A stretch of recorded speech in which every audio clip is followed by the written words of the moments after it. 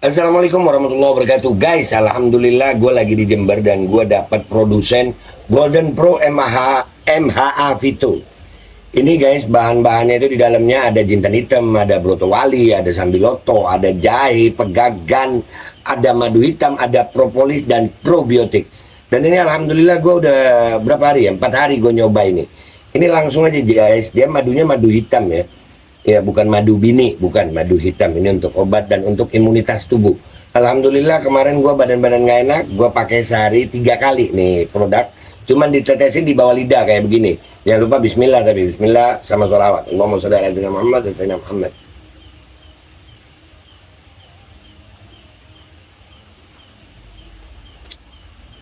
Dah, begitu aja. Sehari 3 kali. Kalian langsung hubungi nomor yang tertera di bawah ini. Ini insya Allah bisa membuat badan kita tahan terhadap segala macam infeksi dari luar untuk imunitas tubuh. Dah gitu aja, langsung pesan ya. Ini nomornya. Terima kasih. Luar biasa rapat begitu panjangnya sampai jam 10:30 belum selesai. Dan kita berharap pertanyaan ini teman-teman sudah semua yang dipertanyakan, dan secara umum pertanyaannya sepertinya sama dengan konsumsi apa yang terjadi dalam beberapa hari terakhir tentang isu yang disampaikan oleh Pak Menko, Bu Sri Mulyani dan Pak Ivan. Kalau tadi Pak Ketua Bambang Pacul menolak pansus, saya dari Nasdem mengusulkan pansus, Pak, untuk lebih dalam apa yang menjadi kebenaran transparansi yang sudah Pak Menko sampaikan, agar tidak lagi menjadi narasi negatif terhadap kita semua yang ada. Mungkin habis ini Pak Menko menyampaikan jawaban atas pertanyaan teman-teman. Silakan Pak Menko. Interupsi pimpinan. Sebelum Pak Mahfud, boleh saya interupsi Pak? Mungkin Pak Roni, sebentar Pak, interupsi Pak. Ini udah hampir setengah 11 Pak. Kasihan Pak Mahfud. Ini bulan puasa Pak Roni, bulan penuh ampunan dan maghfirah. Orang yang dari jam berapa tadi Pak Mahfud? Kasihan juga. Karena itu saya mengusulkan kita menghormati beliau lah. Sama teman-teman ini juga besok kan dia bertugas juga. Masih ada waktu besok Pak Roni. Karena itu saya usul, ini anggota Komisi 3, tolong suarakan usulan saya ini disetujui atau tidak. Jadi kita adakan rapat lagi Pak Roni. Sekali lagi Pak Roni, kita hormati tamu kita. Sekarang sudah malam Pak, dari jam 3. Ini Pak Mahfud demi menghadiri ini, dia nggak terawih di masjid loh. Biasanya beliau terawih tertib tuh. Saya kira Pak Mahfud juga setuju. Selain itu, kita kan tadi bicara ngomongin soal Menkyu. Nah, kalau bisa dalam rapat berikutnya itu Menkyu kita hadirkan Pak, agar menjadi jelas gitu. Ini saya barusan di WA sama Menkyu nih, Pak Pacul. Di WA saya sama Bu Sri Mulyani. Rupanya beliau, saya yakin dia menyaksikan juga. Karena itu saya usul Pak Roni, nanti mungkin teman-teman di Komisi 3 atau Pak Mahfud setuju atau tidak, kita akhiri dulu Pak. Kita butuh istirahat juga karena ini bulan, sekali lagi bulan suci Ramadan, kita puasa, besok kita juga sahur. Saya Muslim Pak Mahfud, saya juga puasa gitu ya, dan kita juga menghormati Pak Mahfud. Kasihan dari tadi, dari jam 3 ya, beliau juga perlu istirahat ya. Karena itu perlu ada rapat susulan. Saya gitu, mungkin itu Pak Roni mungkin bisa ditawarkan ke Pak Mahfud. Izin ya, Pak Ketua, interupsi. Opo. Ya, masih menyambung yang disampaikan Pak Johan Budi.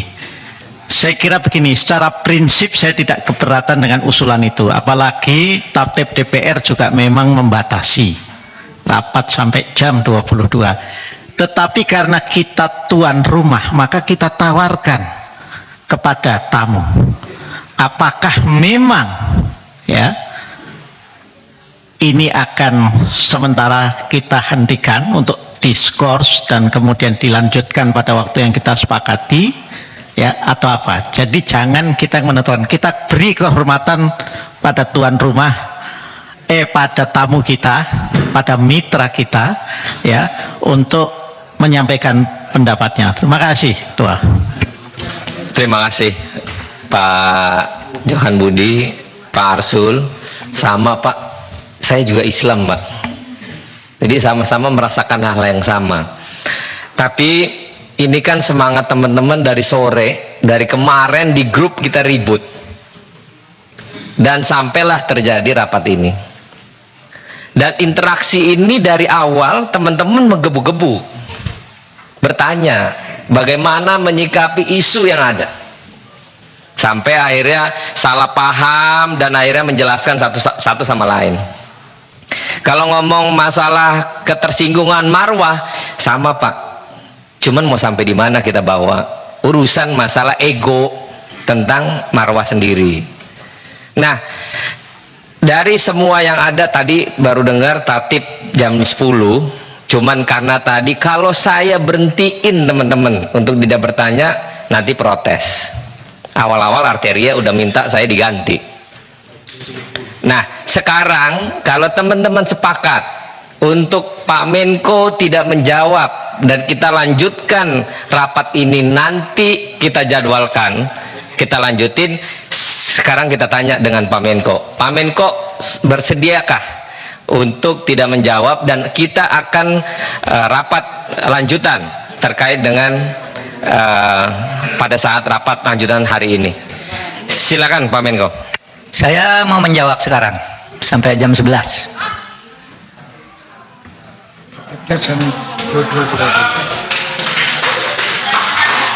Ya, jawab aja langsung. Nah, Apa ya?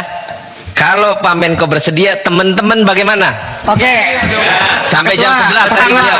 saya kira gini Ketua. Sangat bersedia. Kalau memang Pak Menko malam ini tegas menyampaikan mau menjawab, oke, kita terima dan kita mendengarkan. Nah, jadi inilah kesimpulan kebersamaan. Kan namanya usul Sebentar, Pak Pak Johan Ketua. Budi.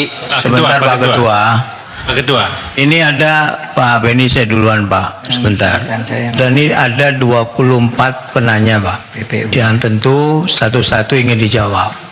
Dan Pak Mahfud tadi kita sudah mendengar bahwa beliau hanya bisa sampai jam 11 Pak ya, 11 malam.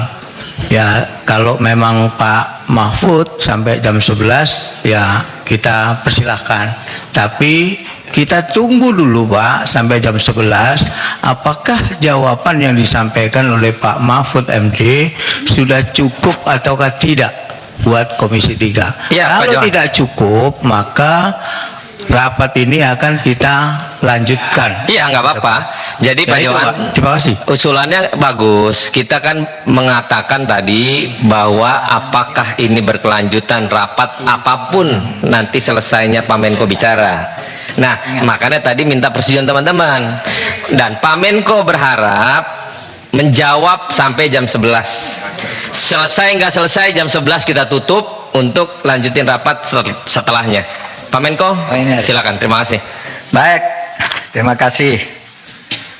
Saudara, pertanyaannya banyak tapi hampir sama sih. Minta itu aja saya kira tidak cukup lah kalau sampai jam 11 insya Allah. Meskipun kalau saudara ingin mentanya lagi dari situ ya bisa ditunda rapatnya. Saudara, saya ingin klarifikasi dua hal dulu. Yang pertama, saya itu ketika menyatakan menantang itu karena menjawab tantangan.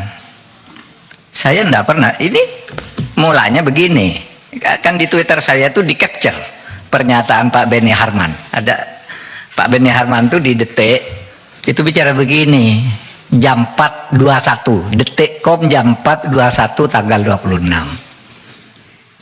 Intinya itu saya harap Mahfud berani buka-bukaan, berani terus terang. Itu Detik jam ya, Detik.com tanggal 26 jam 4.21. Nah, saya menjawabnya jam 7. Bismillah, saya datang, kan gitu. Jadi bukan saya yang nantang, saya yang ditantang. Ya saya jawab. Jadi jangan jangan dibalik gitu. Masih ada kan di Twitter dilihat. Saya tuh kan mengcapture Pak Bernie, bukan saya yang mulai. Saya enggak, saya diam aja.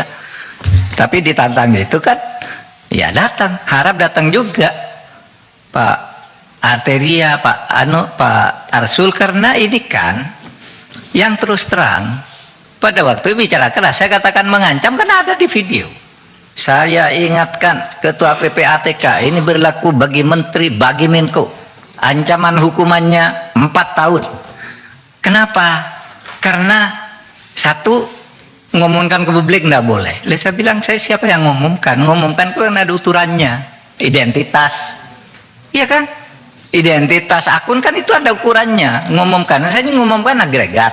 Nah, satu, kalau soal agregat sudah tidak sepakat, tetapi itu bukan membocorkan. Nah, kalau karena misalnya ketua PPATK melapor ke saya, lalu disalahkan, ya, kemudian saya mengumumkan itu secara agregat. Ini Si Ketua. Jangan, nanti dulu Arteria. Biar beliau jawab sampai jam 11. Kita nggak ada interupsi. Ya, oke. Kalau karena jam 11 lagi. Kalau karena dia melapor ke saya lalu saya umumkan agregat, lalu diancam hukuman, harusnya karena kenapa? Dia laporkan harusnya ke presiden, karena PPATK ini langsung bertanggung jawab presiden. Lalu saya tanya, Leben itu tiap hari laporan ke saya, memberi informasi intelijen ke saya. Apa dia sama diancam hukuman 10 tahun sesuai dengan pasal 44 karena barang siapa menyampaikan, membocorkan rahasia intelijen negara, ya, diancam 10 tahun penjara. Maka saya tanyakan, bukan saya mengadu. Kalau ini laporan salah, kok BIN tidak salah? Ini saya tadi bawa contohnya. BIN itu tiap hari ngasih ke saya, dan itu menjadi bahan saya untuk menentukan, oh di sana ada apa, di sana ada apa. Tapi yang laporan BIN ke presiden yang diberikan ke saya itu, saudara, ini tidak ada yang baca kecuali saya. Begitu saya baca, oh ini titik-titik penting, saya terus ini simpan ke tempat tertutup. Karena itu kan BIN rahasia. tidak ada press release ke publik, Pak. Kenapa? BIN tidak ada press release ke publik. Pak Arteria. Apa tuh itu? Kalau LH-nya diekspos ke publik, beda dong, analoginya nggak sama itu. Jangan disangka dulu. Silakan Pak Menko. Ya, LH. LHA itu bukan itu tadi, ya, identitas. Tapi oke lah, nantilah itu. Kemudian saudara, saya bicara Markus, ya, saya bicara Markus. Ini tadi saya akan dipotong bicara Markus. Di DPR itu pernah terjadi peristiwa tanggal 17 bulan 2 tahun 2025. Namanya peristiwa Ustadz di Kampung Maling. Pada waktu itu Jaksa Agung ketika itu Abdurrahman Saleh di sidang gabungan Komisi 2 dan 3 itu dituding-tuding, saudara jaksa baik sekali, tapi saudara seperti Ustadz di Kampung Maling. Di kejaksaan tuh kotor semua. Ini ada, nanti di googling aja, di googling. Peristiwa itu jelas. Lalu jaksa-jaksa marah, kurang ajar kamu, katanya kepada anggota DPR, kurang ajar kamu, kami dianggap maling, ini dianggap Ustadz, kamu kalau ngurus-ngurus perkara, habis marah-marah gini ngurus perkara, nitip pejabat, nitip ini. Itu kan tadi saya katakan begitu. Tapi terus dipotong. Bukan DPR sekarang, DPR yang lalu. Saya tidak begitu bodoh menyebut DPR sekarang, meskipun misalnya aja enggak mungkin dong nyebut. Disebut aja, Prof. Kalau ada justru disebut aja. Kenapa? Kalau ada disebut. Enggak, begitu bodohnya saya nyebut orang. Jadi perkara juga. Sudahlah, nanti kan ada para penegak hukum. Saya siapa tadi kan saya bilang dulu, bahkan saya nyebut Pak Beni mungkin waktu itu ada, karena waktu itu sidang gabungan Komisi 2 ke Komisi 3 Pak Jaksa Agung dituding-tuding, wah kejaksaan Pak Abdurrahman Saleh itu Ustadz di Kampung Maling gitu loh. Lalu ribut. Siapa yang ribut tuh? Ahmad Lasso, ya, Ahmad Lopah Lasso ya, iya kan, yang berdiri waktu itu, kurang ajar kamu, bisanya nitip perkara di sini marah-marah. Lalu ada kepala kejaksaan tinggi hati, cabut sekarang juga. Lah itu jejak digitalnya masih ada, saudara. Jejak digitalnya masih ada.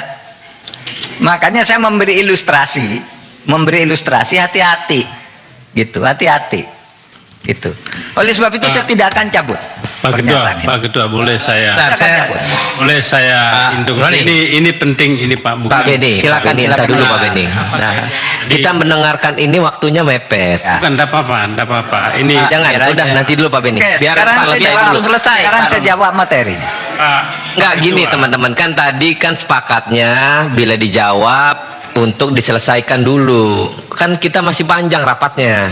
Masih ada hari esok Pak Beni. Biar konteksnya nyambung aja, baik-baik kita ngomong. Kalau nanti selalu debat, Enggak nggak akan pernah ketemu Pak. Ini rendah. Pak Mahfud tuh Instruksi Ketua. rendah yang penting. Kalau dalam keadaan seperti ini persidangannya, Pak Ketua, izin kembali kepada tertib yang ada. Apa kata tertibnya di sini, maka itu kita jalankan. Silakan baca Pak Beni apa tertibnya. Silakan. ada. Ada. Silakan. Interupsi itu hak. Manakala nama disebut. Kan gitu Pak. Jadi, saya mau luruskan Pak. Jadi pada saat itu saya ada.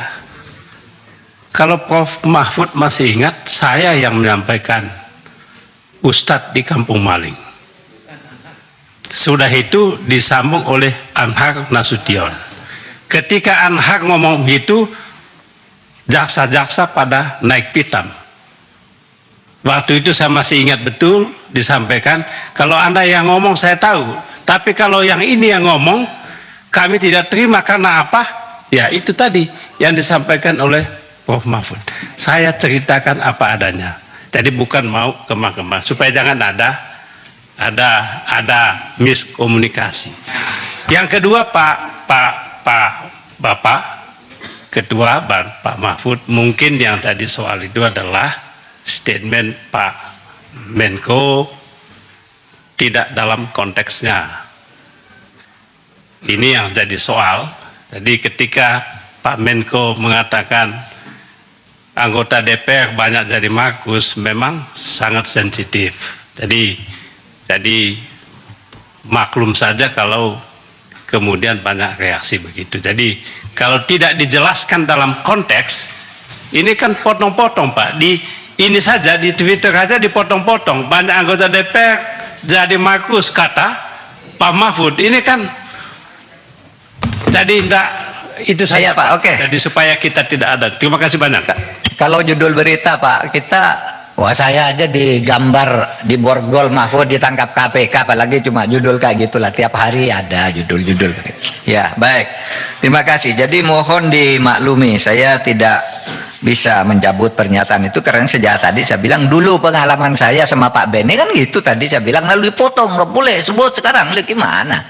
Gitu. Maka saya bilang kalau interupsi terus ya nggak bisa dong. Gitu. Baik, saya sekarang masuk ke materinya, sama aja kok materinya. Bapak sekalian, beberapa sebulan lalu ketika ada acara 1 abad NU di Sidoarjo itu, saya diajak pulang bersama oleh Presiden satu pesawat dari Surabaya. Karena apa? Membahas indeks persepsi korupsi. Presiden pada waktu itu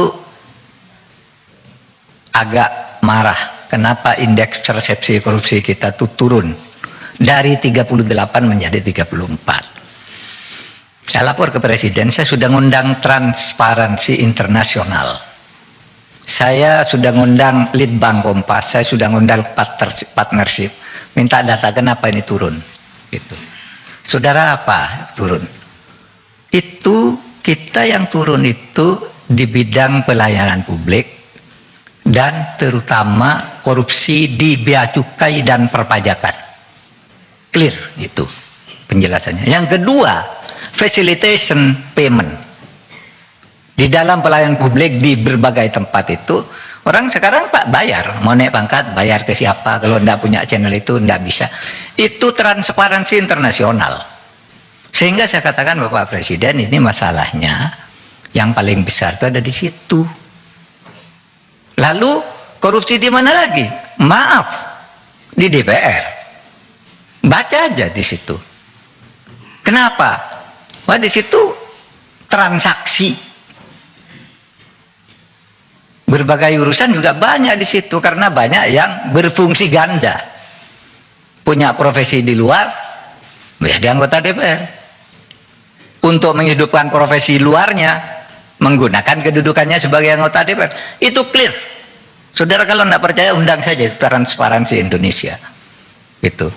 Nah, itulah sebabnya saya tuh sejak itu lalu, ini pajak dan bea cukai ini masalah. Sehingga kalau saya kok punya latar begitu ada kasus Alun, lalu tiba-tiba mula-mula ditetapkan, apa nih? Pasal 351, loh, kok pasal 351? Saya nengok anaknya. Mau pasal 51 itu kelalaian lah itu, bukan penganiayaan. Hukumannya ringan sekali. Lalu saya datang saya minimal 354, 355. Gitu. Karena semua orang tahu menghajarnya luar biasa, lalu muncul tentang kekayaan ini. Muncul tentang kekayaan 56. Oh, kok kaya banget. Gitu. Besoknya ditemukan lagi 500. Lalu saya minta, coba saya minta, itu ada kasus enggak di PPATK kok orang kayak begitu? Gitu. Nah, itulah yang terjadi, saudara. Jadi kalau latar belakangnya kenapa Alun, lalu sesudah itu ditemukan lagi begitu banyak, dari situ saya minta rekap. Jadi saya yang minta rekap ke ini. Nah, inilah rekap yang saya sampaikan tadi. Ya, saudara, data ini clear valid, tinggal pertemukan saja dengan Bu Sri Mulyani. Tidak ada data yang beda, cuma Bu Sri Mulyani itu menerangkannya begini. Kalau PPATK itu kan rombongan ya, misalnya Rafael, itu kan ada rombongannya. Nah, ketika diperiksa oleh Bu Sri Mulyani, satu yang diambil sama dengan ini tadi. Jadi ini rombongan, namanya pencucian uang. Kalau tidak banyak ya bukan pencucian uang namanya. Kalau satu geng begitu, kalau satu korupsi, tapi pencucian uang di belakangnya itu loh nama itu. Saudara buka nanti, mau pansus buka, ada nama-nama orang 491 orang, apa kasusnya? Itu kan ada LHA-nya, ada di situ. Maka bagi saya gampang kok masalah ini. Undang Bu Sri Mulyani, cocokkan. Ini datanya PPAK, hanya beda menafsirkan. Seperti yang kasus 189 itu. Itu kan 15 entitas bea cukai. Tapi pertama Bu Sri Mulyani tidak tahu. Bu Sri Mulyani tidak tahu. Buktinya apa? Tanggal 14 dia baru menjelaskan itu. Ya. Contohnya Pak. Nah, ini hasil analisis untuk satu nomor loh. Satu nomor tuh hasil analisisnya begini. Kalau sampai 300 nomor berapa mau dibawa ke sini semua? Tapi saya jamin Anda semua dapat nih uraian faktanya. Tadi sudah saya tayangkan di situ. Itu benar. Dijamin 100% benar. Nomor ada tanggalnya kok. Cuma kenapa? Yang saya katakan tadi, kalau kita semua dinengakuan pencucian uang, sampai kayak apel begitu, lalu diambil satu oleh Bu Sri Mulyani. Oh, ini pajak. Lalu karena lo kok perusahaanmu banyak sekali, lalu pajaknya yang dihitung, bukan pencucian uangnya. Bukan pencucian uangnya. Kan gampang nih mempertemukan dengan Bu Sri Mulyani kayak gitu, gampang banget. Tidak ada data yang berbeda kok. Siapa datang? Kok datanya berbeda? Udah ada yang berbeda. Menafsirkannya yang beda. Menafsirkannya yang beda. Nanti lihat aja di sana. Penafsiran pada satu rangkaian ini. Oleh sebab itu saya tadi lihat Pak Tobas di TV, itu betul Bang, sudah clear bagi dia. Ini kan sudah ada 3 kelompok dan setiap kelompok itu ada ininya. Nggak ada yang beda. Kenapa kok seperti serem sekali terjadi permusuhan? Nggak ada permusuhan antara Menko Polhukam dengan itu, enggak. Saya bantu Bu Sri Mulyani. Ya, saudara tinggal aja. Mau jelasin. Sudah tinggal cari aja. Ini di data yang saya sampaikan nih. Ini ada semua kok ini nih. Saya kasih nanti. Pak Menko, sebentar. Belum Pak dikasih. Arteria, Menko. kalau mau kasih Pak Arteria. Jadi Pak Menko mengatakan datanya Bu Sri Mulyani tidak benar. Itu Wah, saya jelaskan sekarang. ya sebentar Pak, saya mau nanya ya. Kemudian data primernya sama. Ya. Nah, dari paparan ininya saya dari tadi mencoba, Pak. Ini samanya di mana? dari 3,3 dapat ke 35, ya kan? Kemudian juga apakah 3,3 dan 35 itu karena tidak melakukan penghitungan atas perusahaan cangkang? Misalnya saya coba begitu tuh. Jangan-jangan. Oke lah, makanya saya jelaskan, Ya. saudara. Makanya saya jelaskan, ini sudah kurang 16 menit. Datanya yang ini, karena kami yang mengeluarkan. Ya, nanti saudara boleh ambil ini. Ini datanya, kami yang mengeluarkan. Tidak mungkin beda dari ini. Kalau beda dari ini palsu. Pasti palsu kalau beda dari ini. Pasti, karena kami sudah mengeluarkan di tanggal sekian tahun 2009 sampai yang terakhir itu. Nah, Itu datanya rekap atau dokumen itu, Pak? kenapa? Itu rekap itu. Rekap dokumennya, sudah kena rekap, saudara cari dokumennya di nomor surat sini, saya mau lihat. Nah, dokumennya Ada dokumennya? Ada dokumennya di kantor Menko ada, di kantor saya ada. Terus bagaimana? Kita kok selalu dibenturkan dari seluruh pertanyaan, judul. Nah, ada. Saudara. Saya interupsi sedikit, Pak. Pak Mahfud, mohon izin, Pak. Pak, ini lama-lama saya masih banyak mau jawab nih. Ntar nanti aja. Minta izin, Pak. Minta izin saya. Saudara, tadi ada yang bertanya, kenapa sih Pak Mahfud tuh baru sekarang kok baru ngomong sesudah 14 tahun. Saya baru jadi Menko 3 tahun. Dan baru saya tertarik untuk membuka ini. Saya sudah ada kasus Rafael itu, saya minta rekapnya deh. Siapa sih yang pakai pencucian uang? Hah? Enggak tertarik, karena enggak boleh kita buka itu. Nah, saudara, enggak boleh buka yang itu, enggak boleh. Tetapi kalau saudara tanya rapat, kami nih 3 bulan sekali rapat nih dengan Pak Agus dengan semuanya. Ini daftar rapat lengkap, bertemu kami. Jangan dikira kami enggak bertemu. Apa pikiran kita tentang ini? Ketika bertemu, ternyata melaksanakan undang-undang tindak pidana pencucian itu sulit. Sehingga protes kita tuh apa kepada rapat itu? Kenapa sih tidak pernah membangun kasus? Sudah ribuan kasus ini kok tidak membangun kasus? Dikonstruksi kasus sendiri. Itu setiap rapat aparat penegak hukum menyatakan sulit, Pak. Ini harus ketemu ini dulu. Kalau ini ketemu harus ini selesai dulu. Itu betul. Oleh sebab itu, mari kita lihat ini memperbaikinya bagaimana. Gitu. Bukan salah. Itu diberi beban sekian orang, satu rangkaian orang pencucian uang saling kirim gitu. Bagaimana nih menegakkannya? Dan saya baru tahu ternyata sulit, bukan karena tidak mau. Loh, Pak, ada juga yang bilang, Pak, kalau kami suruh selesaikan ini kami takluk, Pak. Nanti kami tidak punya dasar hukum karena yang ini belum ketemu. Tapi pencucian uangnya terlihat. Tapi yang ini utamanya saksinya masih hilang, ini masih macam-macam begitu, Pak. Nah, oleh sebab itu saya tadi usul undang-undang perampasan aset itu lebih mudah untuk mengatasi masalah begini. Bapak jangan bilang kita tidak ada kerjaan nih. Kami selama saya di situ berhasil mengumpulkan uang menyamakan daftar rekapitulasi sukses story penanganan kasus 1.492 triliun.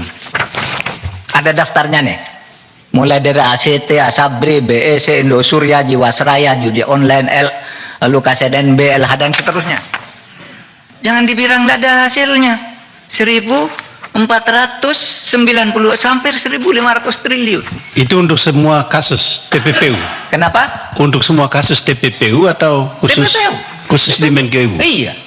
Khusus di TPPU. Kemenkeu. Mesti kalau PPATK yang ngomong tidak, bukan lain, pasti TPPU.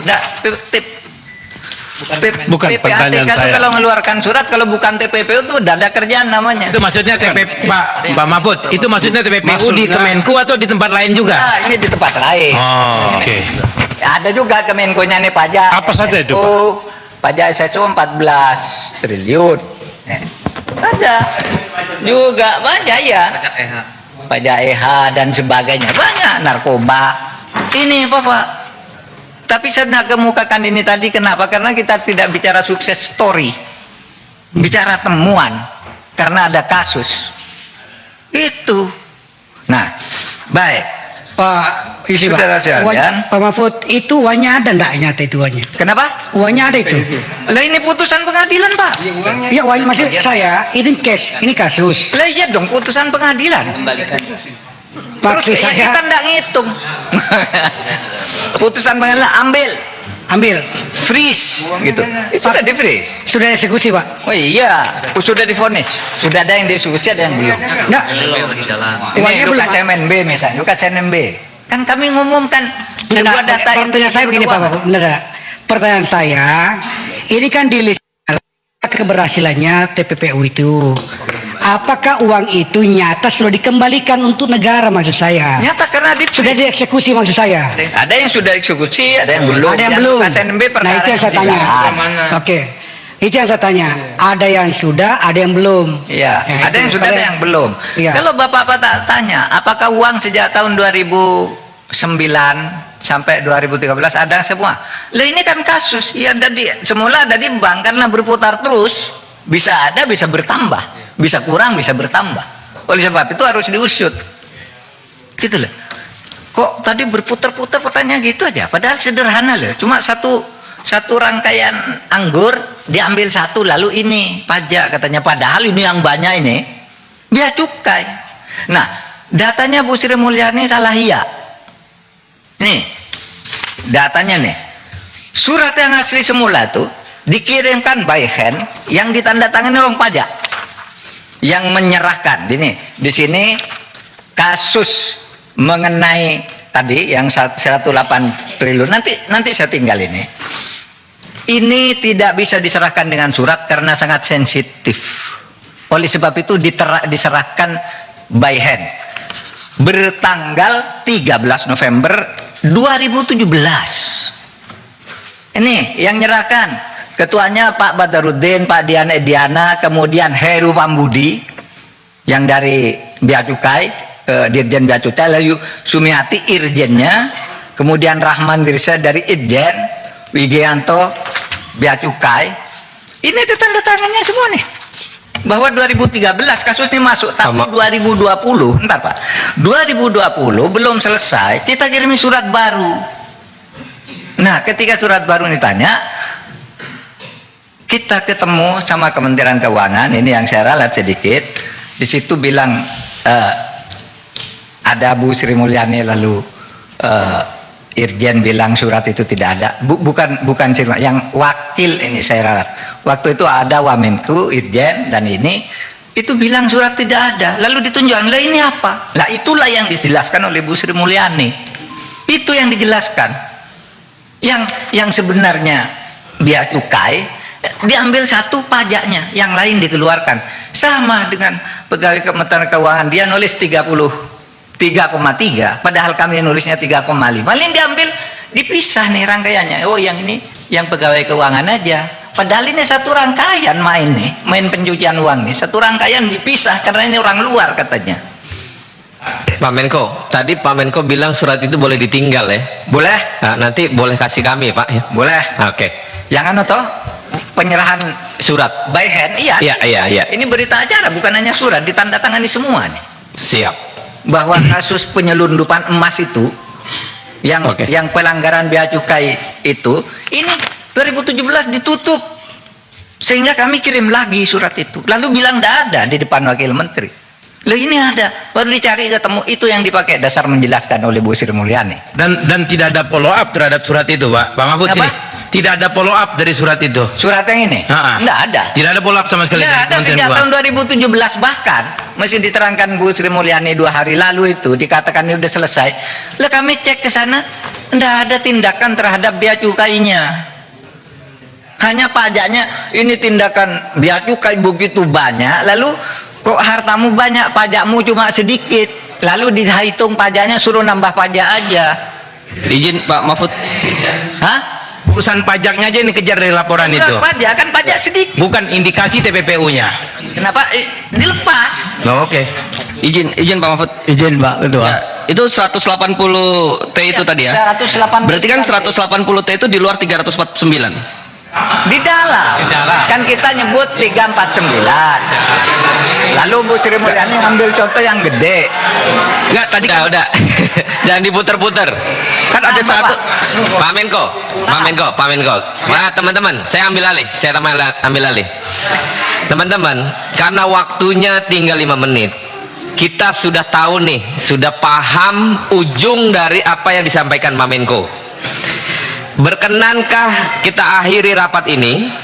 Nanti kita atur rapat dengan Bu Menteri Keuangan sekaligus Pak Menko dan PPTK.